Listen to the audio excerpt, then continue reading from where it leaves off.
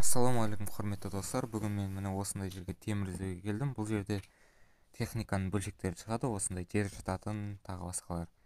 Және мен темір іздеп жүріп, осындай 10 теңге тауып алған болатын.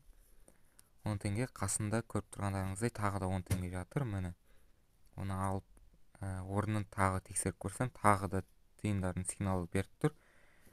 Сөйтіп қаза келді, тағы да 2-10 теңге тауып алдым. Сонымен менде 40 теңге жиналды. Одан кейін міне осындай тартпаның басын тауып алдым. Осындай латуннан немесе қоладан жасалған болуы мүмкін. Міне содан одан кейін осындай мыс тауып алған болатын. Одан кейін мен машинаның жолынан ізін қарап жүріп, сол жерден осындай темірлер шығардым. Одан кейін шыққаннан кейін, қазғаннан кейін мен қайтадан өзім орнын көміп кеттім. Одан кейін достар, мен міне осындай үйдің орнын тауып алдым. Бұл жерде менен бұрын бірталай адамдар қазып кетіпті, шұңқыр болып жатыр. Және мен өзімде бір сигнал тауып алдым бұл жерден. Және қаза келе осындай темірдің бір жақ шеттері көріне бастады. Бұл өте көлемді болып шықты. Және біраз қазуға тура келді.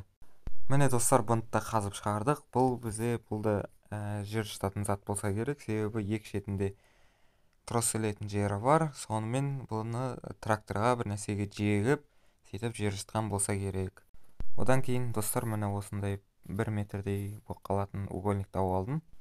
Одан кейін достар, міне осындай гайка тауып алдым, болт тауып алдым, осындай темір тауып алдым. Және де осыншама темірлер, және де мынандай майда шүйде темірлер, салмағы бар осындай темірлер таптым. Міне достар, одан кейін осындай бір сигналды іздеп жүріп, екінші сигналды бірге тауып алдым. Одан кейін осылай қаза келе мен червяк тауып алдым, осындай жауыңғырт. Одан кейін қаза келе, одан кейін осындай төрткішті темір тауып алдым. Міне достар, мен бүгін темірлерімді іздеп болдым, бәрін жинастыра бастадым. Және алдарыңызда көріп тұрғандай, бұл лемех деген зат болады, лемех деген темір.